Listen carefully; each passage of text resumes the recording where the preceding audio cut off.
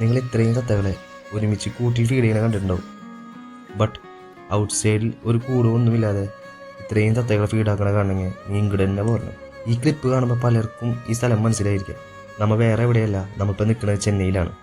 ചെന്നൈയിൽ ഞാൻ വരണമെന്ന് ഉദ്ദേശിച്ചപ്പോൾ തന്നെ ആദ്യം എൻ്റെ മനസ്സിൽ വന്ന സ്ഥലമാണ് പേരൽ സുദർശൻ സാറിൻ്റെ വീട്. നമ്മുടെ MGR റെയിൽവേ സ്റ്റേഷനിൽ നിന്ന് 2-3 കിലോമീറ്റർ മാത്രമേ ഉള്ളൂ ഇങ്ങോട്ട്.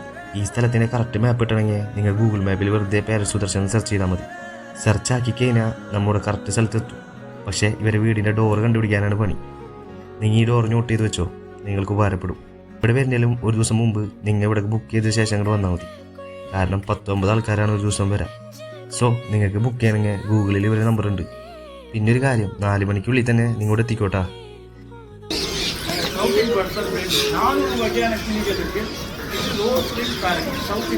ഒരു സുദർശൻ സാറും വൈഫായ വിദ്യാമേടവും ഇത് കാണാൻ നമ്മളെ ഒരു രൂപ പോലും നമ്മളെ മേടിക്കില്ല.